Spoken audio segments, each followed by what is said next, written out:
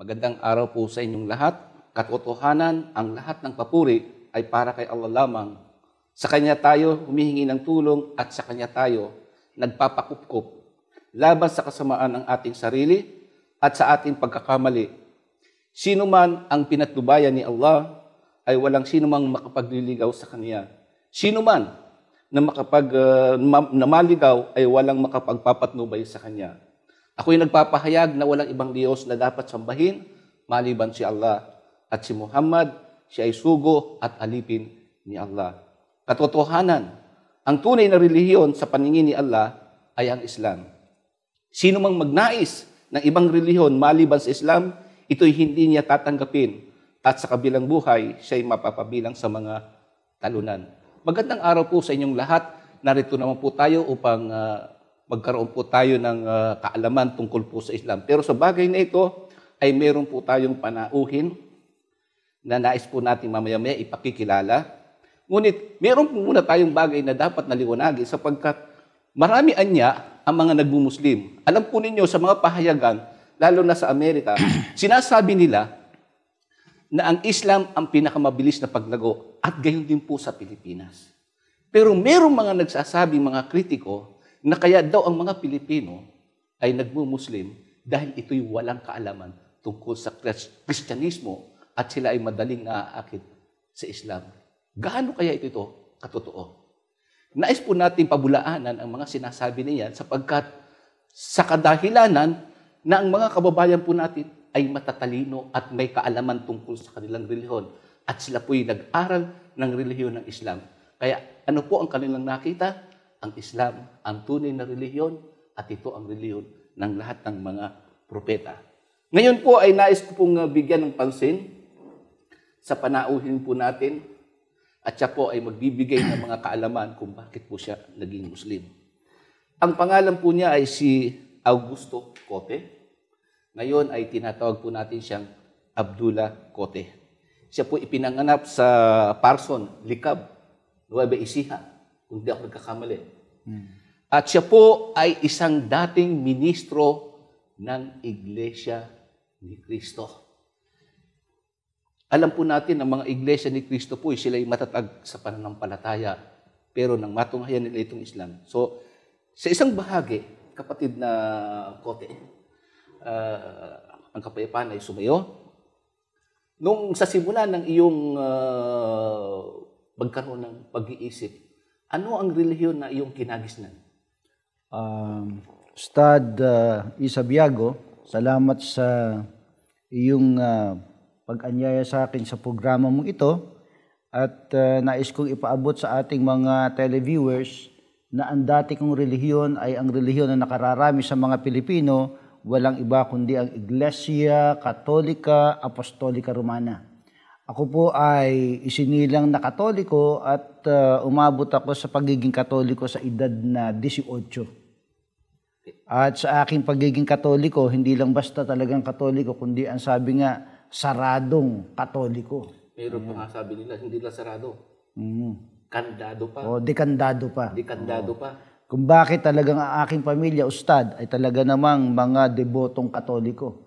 Kumbaga sa amin, sa pinaka-parokya dun sa Likab, Nueva Ecija, ang mga magulang ko ang nasa posisyon talaga eh. Halimbawa, yung lola ko sa mother side, so yung pinaka-mandarasal dun. Yung mother ko mismo, siya pinaka-head ng CWL, no? Catholic Women's League. Yun namang aking lolo, siya naman ay kursilista. May mga kamag-anak pa akong pare. Okay? Pagkatapos, doon naman sa may gawing, sa father side ko naman, yung aking pinakalolo, yung tinatawag na Grand Knights of Columbus. Ganon katindi.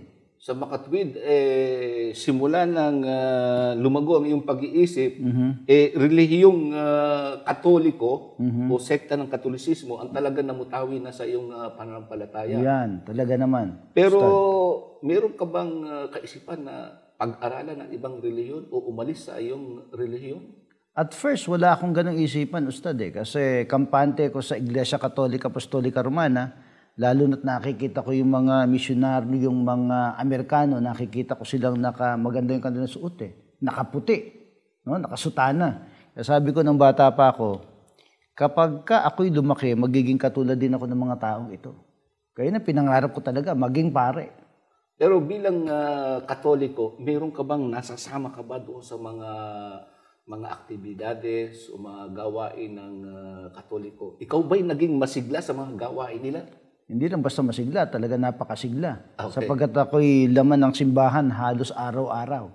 Dahil sa nung edad 15 ako, ay naging katikista.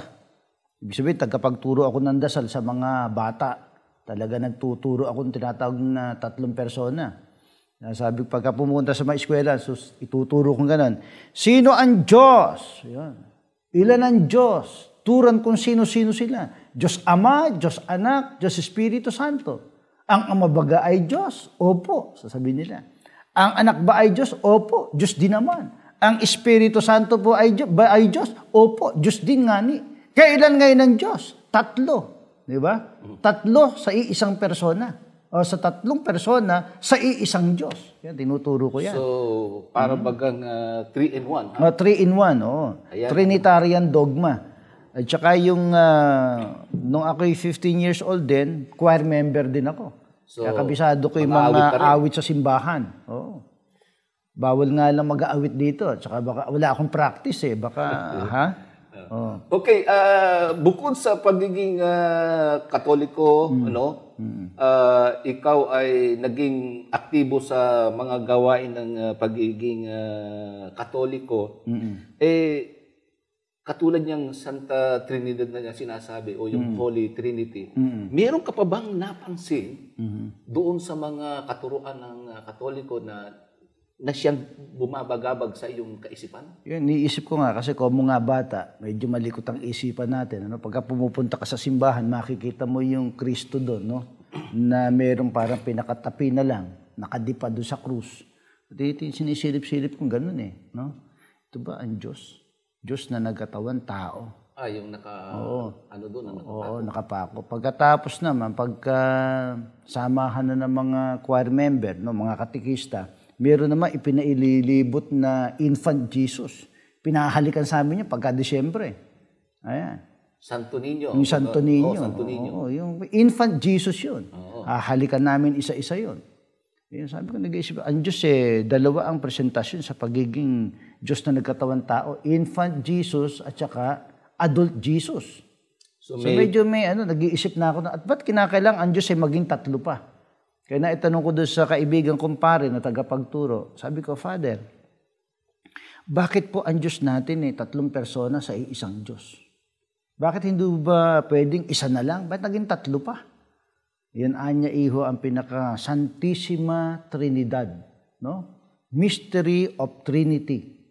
Kaya nagkaroon ako ng medyo mayroong konting tanong no? Kaya sabi ko, gusto ko malaman itong Trinitarian dogma na ito sa paraang papasok ako sa pagkapare. Kaya talaga plano ko. High school pa lang ako, gusto ko maging pare. Kaya nga, mga gili po namin na mga tagapakinig, maaaring ito rin po ang isa sa mga kanilang tanong na walang tiyak na kasagutan. So, ito yung mga ilan na mga napuna mo sa dogma o sa mga doktrina, sa mga paniniwala ng Iglesia Katolika. Ng Iglesia Katolika na siyang karamihan ng ating mga kapatid na parang hindi yata katanggap-tanggap yung isa na 3 din. Oo, tsaka yung 3 isa. Okay. Ngayon, nagbala ka ba na umalis sa iyong relihiyon sa mga panahon na yon o maghanap ng makakasagot tungkol doon sa mga paniniwalang bumabagabag sa iyong kaisipan? Wala naman akong ganong isipan, Ustad. Ang gusto ko lang talaga ay mapag-aralan yung pinakamalalim na doktrina ng Santissima Trinidad. Talagang gusto kong maging pare. Yun lang. Pero wala sa isipan kong lumipat sa anumang religion. Kampante ko sa Iglesia Katolika Apostolika Romana nung araw. Talagang ikaw ay nasa isip mo na, nasa puso magpare. Talaga ang maglingkod sa Panginoon. Ika nga ang lahat ng bagay, pagka may pagnanais, ituturo siya ron sa daan. Pero, ano ang nangyari at meron ka ba bang ibang inalam na grupo o sekta ng Kristiyano na naging malapit para sa'yo? Wala naman ako inalam na sekte. Ganito kasi pangyayari nung ako'y 18 years old na, nandun ako sa Lyceum of the Philippines, nag-aaral ako, no? Kumukuha ako ng Bachelor of Science in Journalism dun sa Intramuros, Manila, Lyceum of the Philippines University. Na-encounter ko yung mga klase ko doon. May mga klase ko, mga Iglesia ni Cristo, nagbibigay ng pasugo. Ayun. Tapos meron kaming kapitbahay doon sa Pasay. Taga-Pasay ako no? Doon, yun ang pinakalugar ng tatay ko, sa Pasay. So, meron naman doon na officer ng Iglesia ni Cristo, binibigyan din ako ng pasugo, tsaka niyayaya ako sa tinatawag nilang gawain. Yung pasugo, ito yung pinakamagazine. Pinakamagazine ng Iglesia ni Cristo. Ayun. So, sa panahon na yon, pinagbigyan ko yung mga nag-aanyaya sa akin, nagbigay sa akin ng pasugo. And then, pagka nagsisimba ako, meron ako napapansin sa nagmimisang pare. Ang sabi ng pare, "Mangagbati ang kayo ng banal na halik, binabati kayo ng lahat ng mga Iglesia ni Cristo." Sabi ng pare. So sabi ko, bakit itong paring ito, pagka nagmimisa, binabanggit yung Iglesia ni Cristo? So napansin ko ngayon yung Iglesia ni Cristo. Pare ito, no? Pare. Lalo pag ako nagsisimba sa Santa Clara, doon sa May Pasay, o kaya naman doon sa Baclaran, o kaya naman doon sa Quiapo. Oo. So, kung i-Englishin naman, "Greet one another with a holy kiss, the churches of Christ salute thee." Sabi ko, ba't Iglesia ni Cristo binabanggit itong mga taong ito?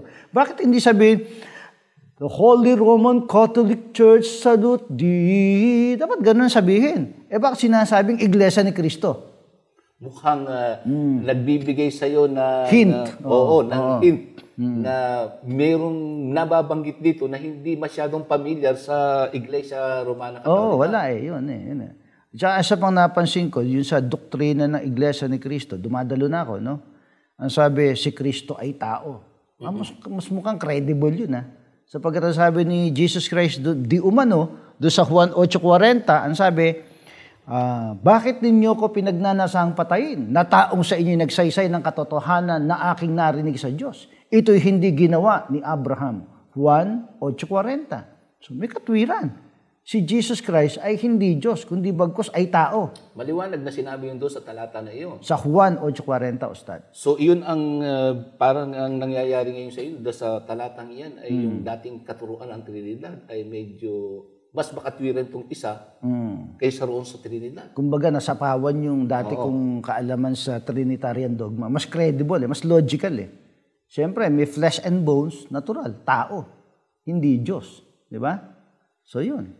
Sabi ko, papasok ako dito sa religion na ito at mukhang mas merong sinasabi. Ibig sabihin, mas tapat sa paggamit ng Biblia. Ayan. Kaya pinasok ko yung Iglesia ni Cristo. Meron pa bang ibang mga doktrina ng Iglesia ni Cristo na siyang iyong naging paboritong paksain? Yun, isa pang paborito kong paksain dyan sa Iglesia ni Cristo, yung bawal kumain ng dugo. Ayan. Popular yan sa mga kababayan natin. Popular pag Iglesia ni Cristo, kasi bawal kumain ng dugo. Kasi nga, nung bata pa ako, kung mahirap lang kami, Ustad, yung tatay ko, pinakakain ako ng dinuguan. Kung tawagin pa, tinumis, no? Nandidiri talaga ako sa dugo, bata pa lang ako. Sabi ng tatay ko, "Kumain ka niya, mahirap lang tayo." Sabi gano'n. So may pipilitan ka kumain, bata ka no? Kumakain ako ng dugo. Okay, dinuguan kung tawagin, tinumis pa nga. So nabasa doon sa Biblia na bawal kumain ng dugo sapagkat ang dugo ay buhay, no? So credible na naman tong mga Iglesia ni Kristong ito, bawal kumain ng dugo. Samantalang hindi naman pinagbabawal ng pare 'yon. Okay. Di ba? 'Yun. So sa bahagi na ito, ng mga bagay na natuklasan mo sa Katolisismo at saka sa Iglesia ni Cristo, so ngayon ay Muslim ka na at kinatawag kang Abdullah Cote. Isang katanungan nito, no? Anong pangyayari ang naganap para malaman mo ang relihiyon ng Islam? Pero, mga kasamahan po namin, yan po ipagpapatuloy po natin at yung katanungan po natin itong iiwan natin. At sa susunod po ay sasagutin po ng ating kapatid ni Augusto Cote, ngayon ay Abdullah. Ngayon, Brother Cote, ang iyong pagiging sa ngayon ay pinapakilala natin na ikaw ay isang dating ministro ng Iglesia ni Cristo. Paano ang nangyari at ikaw ay naging ministro ng Iglesia ni Cristo? Yung pagmiministro, Ustad, ay nangangailangan ng pag-aaral, no? Bali, lumilitaw yan 6 na taong pag-aaral. 6 na taon. Oo, una, yung tinatawag na preparatory, okay, 1 year yun. Pagkatapos 5 taon na pag-aaral mismo, kaya sa kumpletong pag-aaral ay 6 years, no? Bago ka maordinahan bilang isang ministro.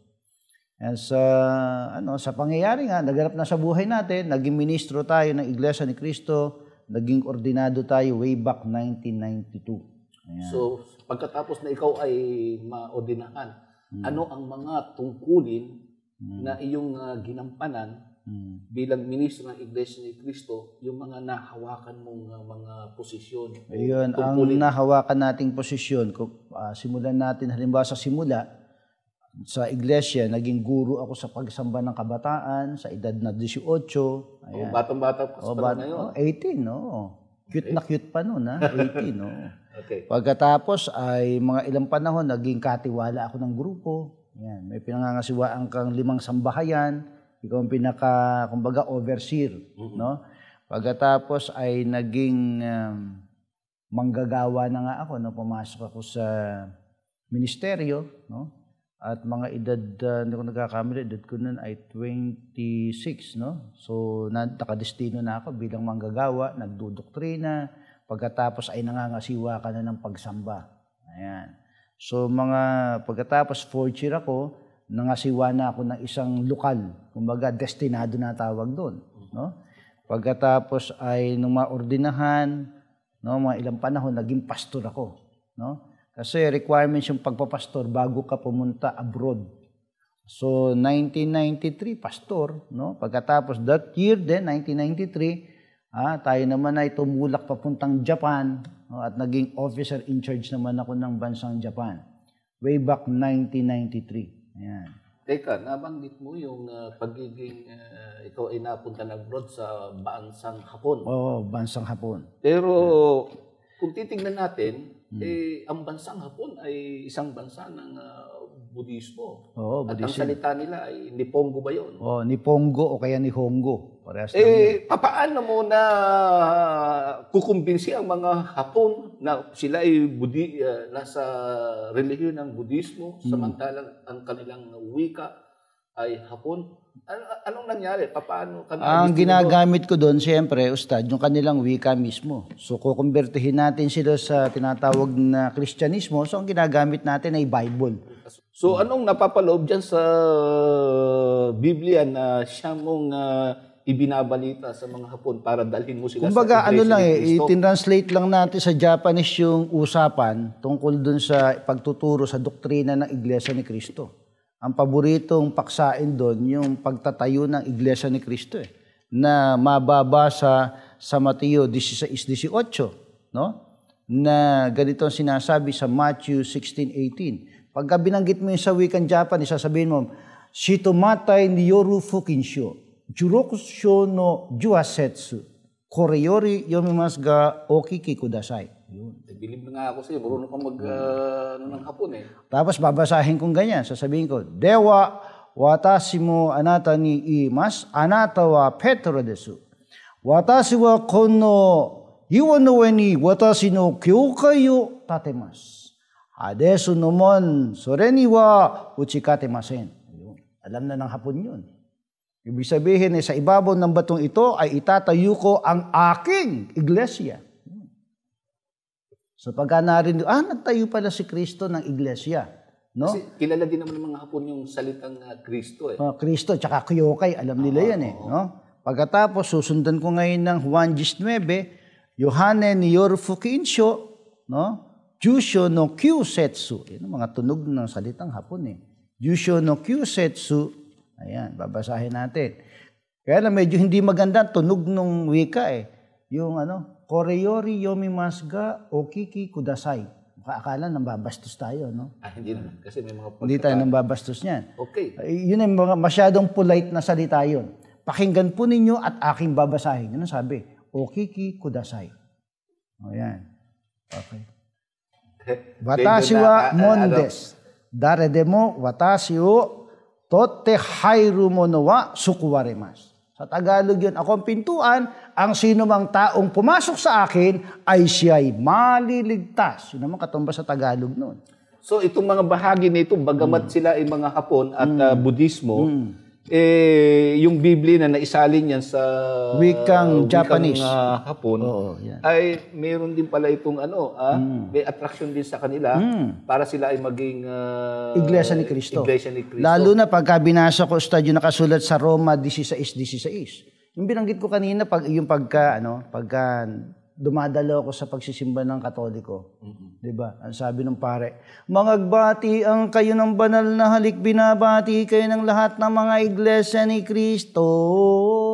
Ang lakas din ng appeal nun sa mga Japanese. Pagka binasa mo yon, ayun, nag-iglesia ni Cristo na nga.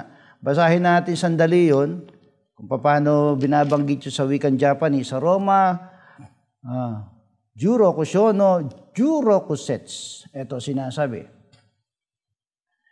Anata nga to wa seinaru, kujujuki o motte tagai no aisatsu o kawasinasai.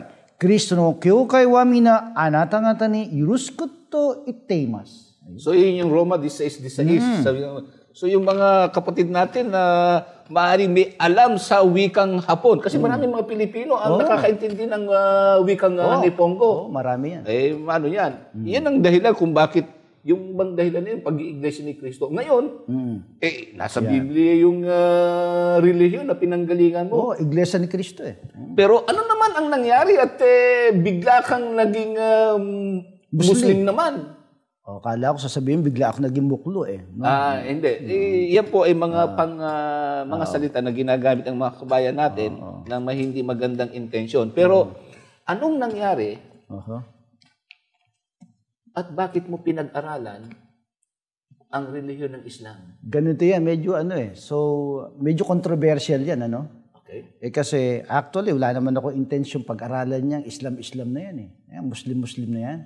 Malayo sa isipan ko mag-Muslim, Ustad Kasi way back nung ako'y college, meron akong kaklase, kaibigan ko, Maranao, US, Philippine Navy. Binigyan na niya ako ng Quran Actually, may English version ng Quran.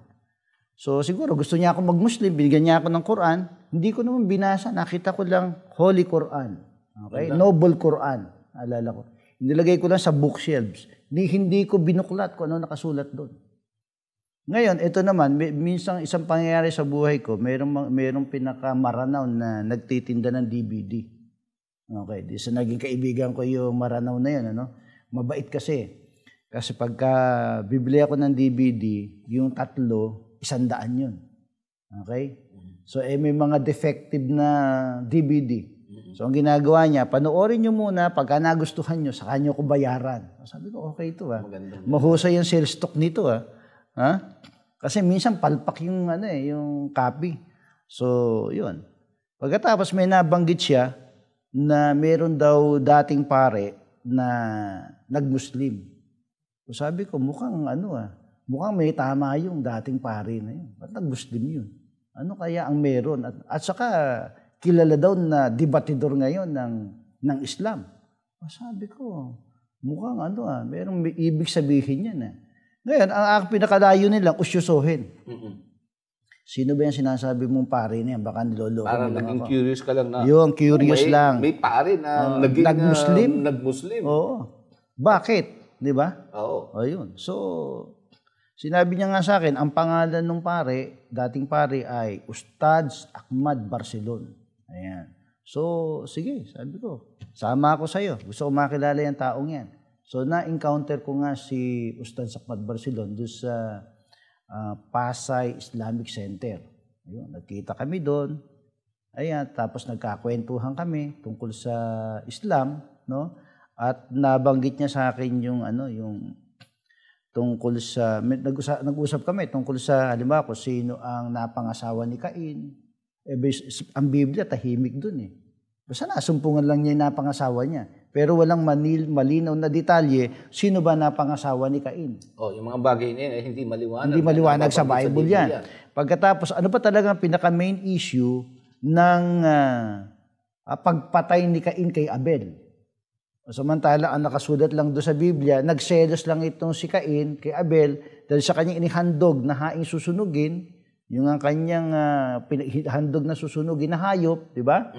Yun ang tinanggap ng Diyos. At yung kanya, kung siya magsasaka, yung kanyang mga inani, yung mga hindi na wala ng kwenta, yun ang sinunog, hindi ngayon tinanggap ng Diyos. Nagselos ngayon. Pinatay ngayon si Abel. Yun, napag-usapan namin yun. Sabi, logical ba naman yun? Sabi niya, hindi logical yun. Mga ganong issue. At iba't iba pa. So, ano ba ang pinakabahagi na nakita mo sa Islam na nagkaroon ka dito ng interest? Pwede natin ang matinding napansin ko, lahat ng mga mababasa natin sa Biblia, no? Kung susundin lang, tama lang ang rendition, no? Paggamit sa Biblia, ay tumutukoy lahat sa Islam. Islamic teachings. Ibig sabihin yung itong Biblia to, Islam, all Islamic teachings to nandito Sapagkat si Kristo, yung binabanggit natin, doon pa rin tayo sa Matthew 16:18. Sapagkat ang sabi mo nga kanina, ang sino mang patnubayan ni Allah ay walang sino man na makapagliligaw sa kanya. At sino mang ipahintulot niya na hindi na maligaw ay walang sino mang makapatubay sa kanya, di ba? So, yun ang ayon sa paglalagom do sa hadith, no, sa salawikain ng propeta, di ba? So, kung babasahin natin, babalikan yung nakasulat sa Matthew 16:18, wala namang itinayong relihiyon si Kristo ron Walang itinayong relihiyon si Jesus Kristo. Sa Matthew 16:18. Nabanggit mo yung kanina, 16-18 na Mateo. Pwede bang basahin natin para mabigyan ng papansin natin sa ating mga televiewers. Ito ngayon na napansin ko, sapagkat pagkatatawagin ka talaga ng Diyos sa paglilingkod, ibibigay sa iyo yung kaalaman Kaya itong mga na-research ko bago nagdesisyon na mag-Muslim, At kung mo nga, nagkaroon ako ng curiosity. Ang sabi dito, at sinasabi ko naman sa iyo na ikaw ay Pedro, at sa ibabaw ng batong ito ay itatayo ko ang aking iglesia, at ang mga pintuan ng Hades ay hindi magwawagi laban sa kanya. Pero sinasabi niya, aking iglesia. Yung ba ay tama naman na... Tama naman sinabi, aking iglesia. Pero hindi sinabing, itatayo ko ang aking relihiyon. Magkaiba pala yung iglesia. Kasi pagka sinabi mong iglesia, Ustad, ecclesia, ibig sabihin assembly. Di ba? Kalipunan. Assembly. Hindi religion. Oo. Okay. At ang paggamit pa ng iglesia, sa English pa, tangi doon sa ecclesia or assembly, ginagamit pang house of worship o building, church. Kaya kung gagamitin mo example sa mga sentences, I will go to the church every Sunday. Pwede sabing, I will go to the religion every Sunday. Hindi synonymous yun. So, yun grupo. Assembly. Oo. Hindi yung kalipunan ng mga relihiyon. Oo. Na nagre-relihiyon. Kaya nga, napansin ko rin, binanggit di umano ni Jesucristo sa Mateo 5:17-18, hanggang ganito. Huwag ninyong isiping pumarito ako upang sirain ang kautusan o ang mga propeta. Pumarito ako hindi upang sirain, kundi upang tuparin ang mga ito. Yeah. Okay. Mga kababayan po namin, dahil sa oras po na ito, ay ilang saglit na lamang at tayo po ay magbibigay ng mga paalaala. Pero ipagpapatuloy po natin yung nag-iinit na paksa kung bakit ang ating kapatid ay umakap sa islahat. Sa pagpapatuloy po natin, sana po natin pagtalakay tungkol po sa kalagayan ng ating kapatid ni si Augusto Pote, ngayon ay Abdullah na, tungkol sa mga dahilan ng kanyang pagpasok sa Islam. Ngayon, sa pagsusuri mo sa Islam, sa Iglesia ni Cristo ay nananampalataya na si Ginoong Felix Manalo ay ang sinasabing huling sugo sa silanganan, sinasabi pa nila. Ang napapansin ko, paano ang nangyari na mula kay Felix Manalo bilang huling sugo ay naging Muslim ka, ay sinampalatayanan mo na ang Propeta Muhammad, ang kapayapaan ay sumakanya, ay ang huling sugo. Ano ba ang nakita mo kung bakit tinanggap mo ang pananampalatayang ito? Magandang katanungan yan, Ustad, no? At yan ay sasagutin natin sa pamamagitan ng mga talata sa Biblia na aking napansin na ito ay tumutugon sa iisang tao na walang iba kundi si Prophet Muhammad sallallahu alaihi wasallam na ating iisa-isahin punto por punto kung papaano ito ay credible, logical, na dapat naman talagang sampalatayanan, hindi lang ako, kundi lahat na makababasa nito. At aking sisipiin, Ustad, ang pagkakasulat dito di umano sa pahayag ni Kristo sa 1:14 talatang 16. At hihingin ko sa Ama at kay bibigyan niya ng isa pang mang-aaliw upang makasama ninyo siya magpakailanman. Ito ang espiritu ng katotohanan na hindi kayang tanggapin ng sanlibutan. Ayan. So yung sinasabi diyan na isa pang mang-aaliw, ibig sabihin, mayroon talaga na isa pang darating. Yan ba ay yung tinusukoy mo na tungkol sa huling propeta na si Yan, Muhammad? tumutukoy sa kanya yan. Sapagkat ang banggit dito, siya anyi makakasama ninyo magpakailanman.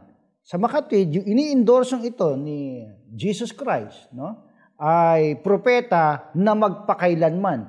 Pagka sinabi nating magpakailanman, wala nang susunod pang propeta pagdating niya.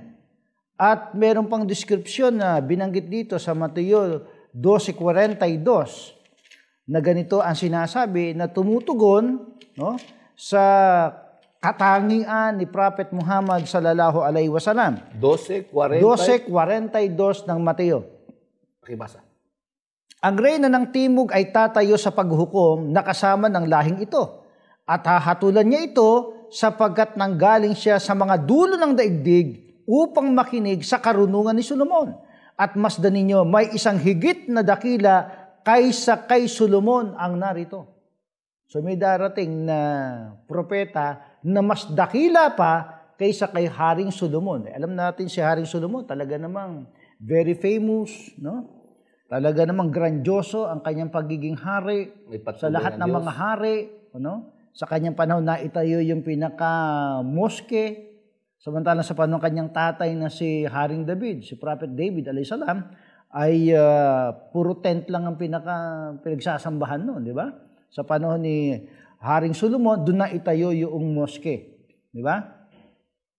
So, talaga namang napakayaman din naman. Kilalang kilala si Haring Solomon sa pagiging pinakamatalino, no? Pinamakapangyarihan, sikat na sikat sa kanyang kapanahunan. Pero ang pagdating ng propetang ito ay talaga namang kapansin-pansin sapagkat mas dakila pa siya kaysa kay Solomon. At yon sa endorsement ni Prophet Jesus Christ alayhi salam, sinasabi niya na ito ay propetang magpakailanman. At para dumating ito, para bago dumating ito, sinabi rin niya sa John 16:7, di umano ang ganito.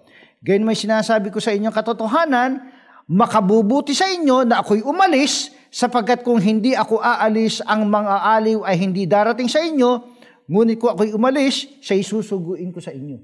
So mayroong pang susuguin, kaya nga aalis si Jesus Kristo. Tapos may kapalit. May kapalit. Oo. So ito yung tinutukoy mo ng mga bahagi ng mga ini-endorso ni Jesus Kristo na nasusulat sa Biblia sa pagdating ng huling propeta na si Muhammad, ang kapayapaan. At saka tamang-tama, mayroong pinaka talata dito sa Biblia, sa Deuteronomy 33:2, na ganitong sinasabi, yung pinaka-succession of prophethood. Meron bang sinasabi ng ganyan dyan sa Biblia? Basahin natin. Sige. Ganito sinasabi, Ustad. At kanyang sinabi, ang Panginoon nang galing sa Sinai. Sinai. At lumitaw sa Seir patungo sa kanila. So Seir naman yun. Siya'y lumiwanag mula sa bundok ng Paran. At siya'y may kasamang laksa-laksang mga banal. Sa kanyang kanang kamay ay ang kanyang sariling hukbo. Yun, may binabanggit dito. Lugar ang tinutukoy dyan, Sinai, Seir, Paran. Ipaliwanag mo nga ng gusto kung ano itong mga lugar yung sinasabing Sinai, yun ang pinakabundok ng Sinai, no? Kung saan doon ay isinugo si Moses, pumunta siya doon sa bundok ng Sinai at ibinigay sa kanya doon yung Torah. O yung kautusan. Yung kautusan. Yung tinatawag na Torah o Taurat, no? Sa Seir naman, diyan naman ang kilalang nangaral diyan sa lugar na yan, no? Sa Seir, sa gawing Israel, Palestine, walang iba kundi si Jesus Christ.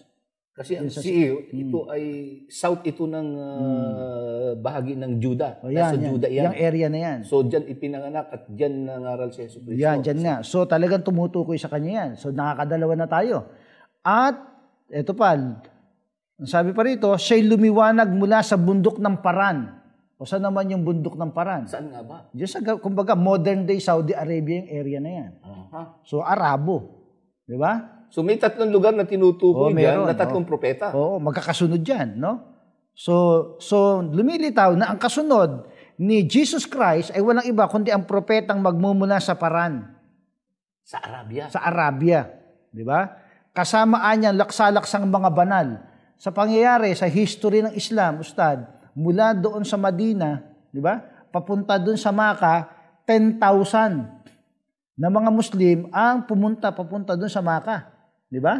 Sa pangunguna ni Prophet Muhammad sallallahu alaihi wasallam. At pagkatapos doon ay ginawa nila, pagdating nila sa Maka, lahat ng mga Diyos-Diyusan na sinasamba ng mga Arabo, pinagtatanggal lahat yun. Doon sa Makkah. Doon sa Maka. At pagkatapos doon ka, una-unahan narinig yung pagsigaw ng Adan na pinangunahan ni Bilal. Di ba? So yun, ibinalik ang pagsamba, no? Sa nag-iisang tunay na Diyos at ipinairal ang Islamic teachings. Di ba? Yung talagang batas na pinairal na nakasulat sa Quran. Yung nga sinasabi niya na may mahigpit na kautusan. Sa kanila. Ano bang tinutukoy dito? Yun yung Quran. Kaya nga, ang mga Muslim ay kilalang-kilala sa pagiging ang kanilang pinaka-batas, ay may ngipin. Di ba? Mahigpit na kautusan. Diba? Yan ay nabasa ko sa Revised Standard Version is fiery law. Oh, fiery law. Talagang namang mahigpit. Yun. So yung tinutukoy palang tatlo doon na lugar ay walang iba kundi kay Moises. Kay Moises. Kay Jesus. Sa Paran ay Prophet Muhammad sallallahu alaihi wasallam. Wala namang ibang lumitaw na propeta, nag-angkin na siya sinugo ni Allah, maliban sa huling propeta, Prophet Muhammad sallallahu alaihi wasallam. At saka meron pang kakambal na hula yan, Ustad, na ang mismong nagsabi, di umano, dito sa Biblia, ay ang Diyos mismo. Ang sabi dito sa Deuteronomy 18:18 to 19, ganito ang sinasabi, ako'y hihirang para sa kanila ng isang propeta na gaya mo, mula sa kanilang mga kapatid at aking ilalagay ang aking mga salita sa bibig niya at kanyang sasabihin sa kanila ang lahat ng aking iuutos sa kanya. At sino mang hindi makikinig sa aking mga salita na kanyang bibigkasin sa aking pangalan ay pananagutin ko tungkol doon.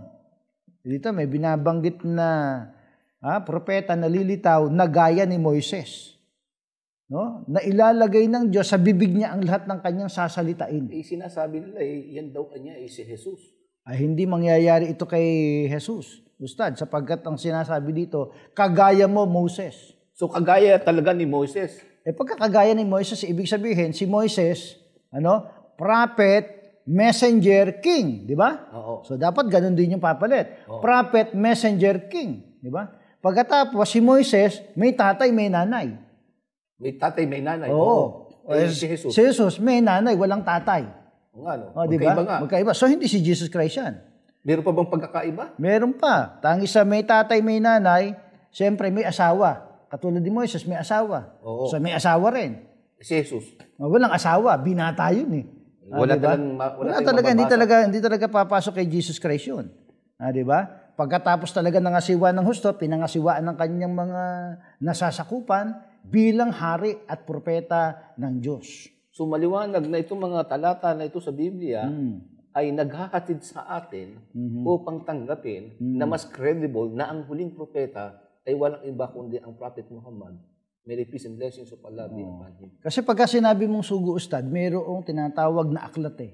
Aklat. Sugo eh. Si Felix Manalo, mayroon ba siyang dinalang aklat na kasulatan? Medyo mabigat na salitain, Pero pasintabi, Hindi tayo nagsasalita ng masama dito. Sinasabi lang natin ang totoo, walang dalang aklat. Kundi bagkus ang ginamit lang din ay Biblia. Samantalang nakigamit lang ng Biblia. Pero kung sasabihin natin sugo, talaga mayroong pasugo. No? Ang pasugo, aklat. Halimbawa, si Prophet Ibrahim alayhis salam, ang ibinigay sa kanya ay suhuf, di ba?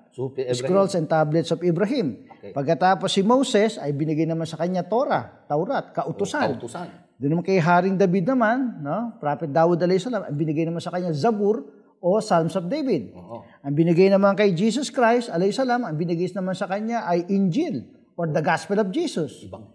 Kaya ang binigay naman kay Prophet Muhammad sallallahu alaihi wasallam kung tawagin naman ay Quran. At yung Quran na yan, Ustad, ay mababasa mo rin sa Biblia. Ibig sabihin, ang Biblia ay nagbibigay ng pahiwatig na mayroong Quran. Meron. Eto, Sige, basahin natin dito sa ang description ng Biblia sa pagdating ng tinatawag na aklat na Quran. Dito sa Isaias 28, Gs hanggang 11, ganito ang ating mababasa. Sapagkat tuntunin at sa tuntunin, tuntunin sa tuntunin, bilin at bilin, bilin at bilin, dito'y kaunti, dooy kaunti. Hindi, kundi sa pamamagitan ng mga utal na labi at ng ibang wika ay magsasalita ang Panginoon sa bayang ito.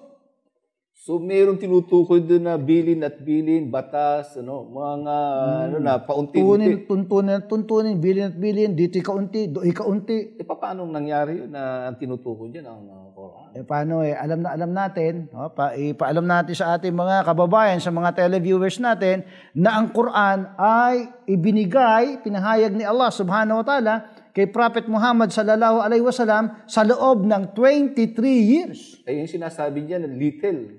Paunti. Paunti. Kaya nga, dadating ngayon yung revelasyon. Hindi naman isang bagsak lang yan eh. Darating naman sa ibang araw. Di ba? Sa iba't ibang pangyayari, sa iba't ibang pagkakataon. Dumarating yung billion, tuntunin na tuntunin. Hanggang sa makumpleto within 23 years. Yan ang Quran. Walang ibang aklat na ganyan ang nangyari, maliban lang sa Quran. At sinabi, at ang pinakapagkakakilalan pa kay Prophet Muhammad sallallahu alaihi wasallam sa pagkakahula ni Propeta Isaias, dito sa Isaias 29:1, ang sabi dito, ganito sinasabi, 29:12. Ito sinasabi. Okay? Nang ang aklat ay ibigay sa isa na hindi marunong bumasa, na sinasabi, iyong basahin ito. Kanyang sinasabi, ako'y hindi marunong bumasa. Kanino ba nangyari ito? Ay, walang ibang propeta na hindi marunong magbasa at magsulat.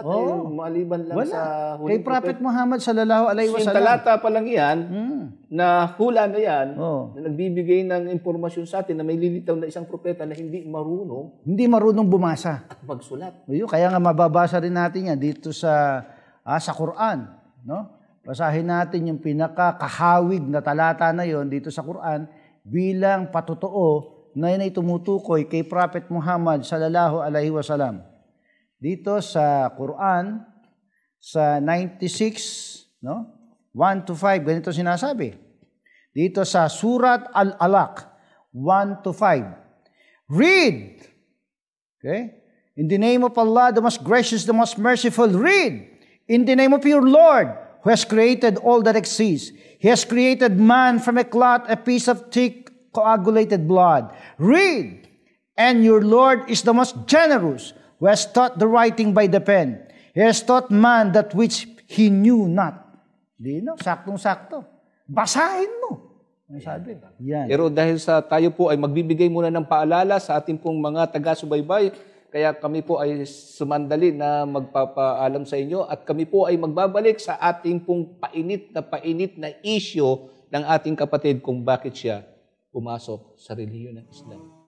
Nabanggit natin kanina, kapatid, na binigyan mo ng magandang ehemplo kung bakit tinanggap mo sa halip na si Felix Manalo ngayon ay naniniwala tayo na ang huling propeta ay si Propeta Muhammad. Meron ka bang maikli pang maibibigay na bahagi dito tungkol sa topiko na nabanggit mo? Hindi lang yun. Ang aking pang mababanggit sapagkat ang pinakakahuli-huli ang propeta ay si Prophet Muhammad sallallahu alaihi wasallam, binabanggit din sa Quran dito sa Al-Baqarah, sa verse 136, ganito ang sinasabi. At akin lamang sisipiin sa pagkakaliwat sa wikang English. Ito ang sinasabi. 136. Yeah, say, O Muslims, we believe in Allah and that which has been sent down to us, and that which has been sent down to Abraham, Ismail, Isaac, Jacob, and to Al-Asbat, the offspring of the 12 sons of Jacob, and that which has been given to Musa and Isa, meaning Jesus, and that which has been given to the prophets from their Lord. We make no distinction between any of them, and to Him we have submitted in Islam. So lahat ng propeta na nabanggit diyan, Ang kanilang- bagat may ilan lamang na binanggit diyan, pero lumalabas na lahat ng propeta ay sila ay mga Muslim. Muslim sila. Yun. Magandang bahagi ng Quran. Kaya Pero- yan ang matindi. Kaya niyakap mo ito. Kaya ako niyakap yan. So sa bahagi na yan, maliwanag po sa mga kababayan natin na ito'y ilang mga bahagi lamang na nabanggit natin. Actually, marami pa. Marami pa. Kaya lang, binigay natin yung pinaka matitinding puntos. Okay. So, pero kapatid, may mga kwento-kwento tungkol sa mga Muslim at Islam na mga hindi magaganda. Kasi yung iba sabi nila, ayoko dyan sa mga Muslim. Mga ganito sila at ganoon. Ito bang mga kwento-kwento na ito, gaano ba ito katotoo? At kung totoo man, bakit niyakap po pa rin? Alam mo, Ustad, ako yung tao na hindi tumitingin sa karakter ng tao. So kasi sa bawat tao sa bawat relihiyon, may mga hindi magandang pag-uugali ng tao at merong mabubuti. So ang tinitingnan ko sa pagrelihiyon, Ustad, yung aral, yung pinaka-akida, hindi yung tao. Kasi pagka tumingin ka sa tao, ay walang relihiyon na Walang relihiyon.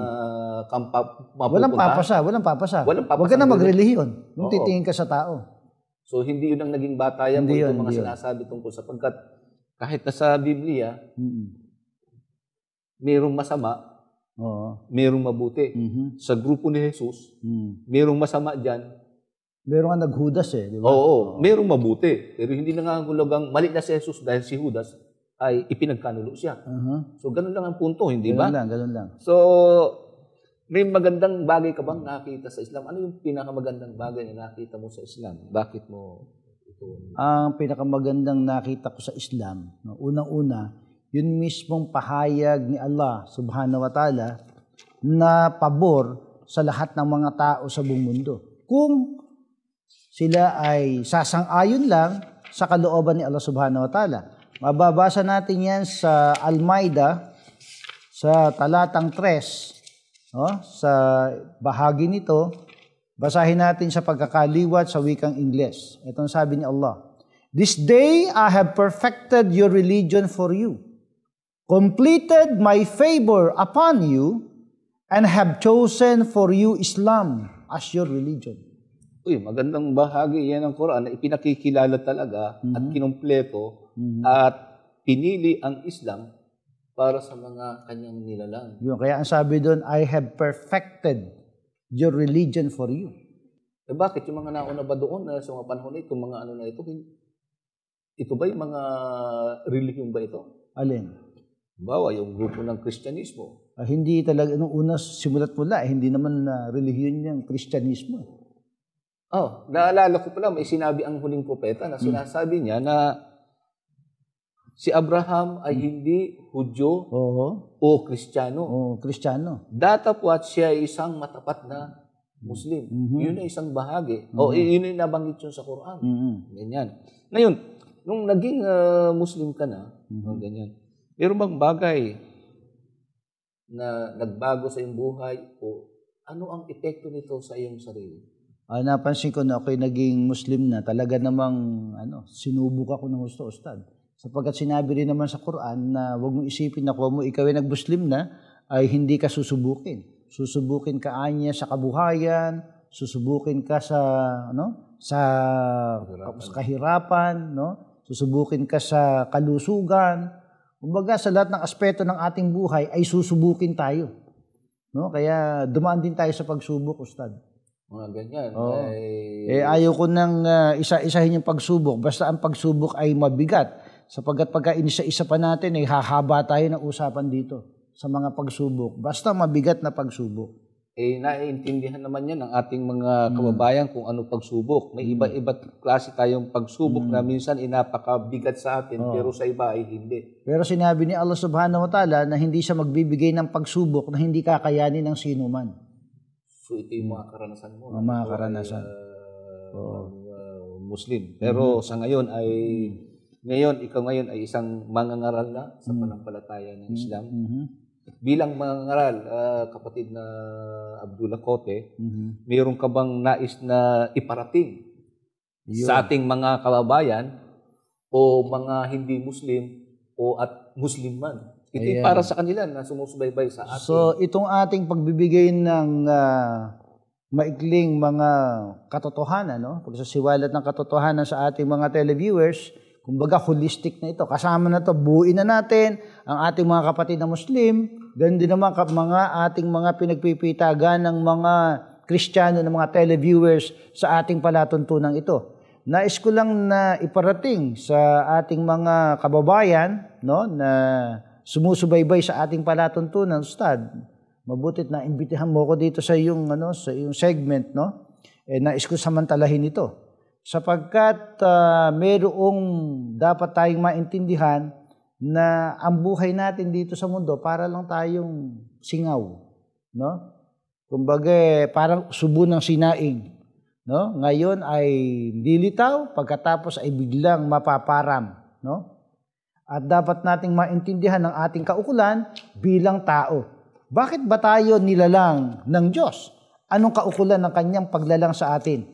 Basahin natin dito sa Quran sa talatang 56 ng Surat Ad-Dariyat, no? Ganito ang ating mababasa. Okay? And I, Allah, created not the jinn and mankind except that they should worship me alone. So, isa sa dahilan niya ng paglikha sa atin sa daigdig. Yun, kinakailangan na sambahin natin si Allah. Pinaka-dundo ng pagkakalalang sa atin. Pinaka-main purpose of creation. Na yan ay sinasang-ayunan din, no, ng Biblia dito sa Ecclesiastes, no, sa 12:13 hanggang 14. Na dito ay binabanggit na ang tao ay nilalang para makilala ang buong kautusan at ang pinakautusan, ang pagsunod sa kautusan, ang buong katungkulan ng tao. Ecclesiastes 12:13 hanggang 14. At dahil sa ang tao, Ustad, ay nilinaw din ng Biblia, maging ng Quran, ng tao, sinabanggit dito sa Hebreo 9:27, pagkatapos na ang tao ay mamatay na minsan, pagkatapos anya nito ay ang paghuhukom. So meron tinatawag na Judgment Day. Kaya sabi rin sa chapter 23 verses 114 to 115 ng Quran na ganito ang sinasabi. Basahin na natin, no? Sa pagkakaliwat sa wikang Ingles, 114 to 115. Ito ang sinasabi. Okay?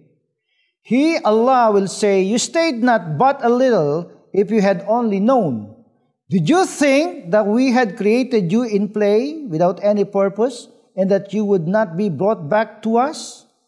Ayun. So, isa sa mga bahagi ng ating buhay sa daigdig nito, huwag tayong mag-akala na hindi mangyayari na tayo ay magsusulit sa Kanya. Yun, talagang tayo ay haharap sa Kanya sa araw ng paghukom. Meron tinatawag na araw ng paghatol. Kaya dapat samantalahin natin ang pagkakataon na tayo ay makabalikwas, tayo ay maging mga Muslim. Ilan mga kababayan natin, tayo po, pinaalala po natin, na tayo na mga Pilipino bago dumating ang tinatawag na Kristyanismo, no? Sa panahon nitong si Magellan, way back March 16, 1521, ang karamihan sa mga Pilipino ay pawang mga Muslim. Kaya hindi naman mahirap para sa ating mga kababayan ang magbalik Islam. Ayan. No?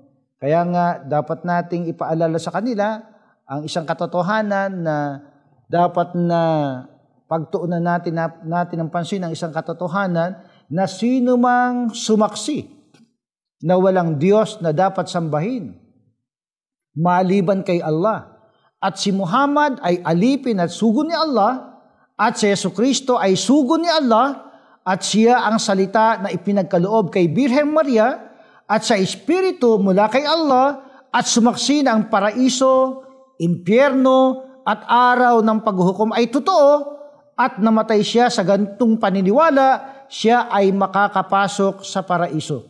Kasi sinasamantala natin yan na nais natin ipaabot sa ating mga televiewers. No? At saka sa panig ng mga nag-Muslim na, mamalagi tayo sa paglilingkod na ito. Yan ang ating masasabi sa kanila, Ustad. Kaya nga sa bahagi na ito sa ating po mga taga-subaybay sa palatuntunan ito, tandaan po natin yung sinasabi ng Quran.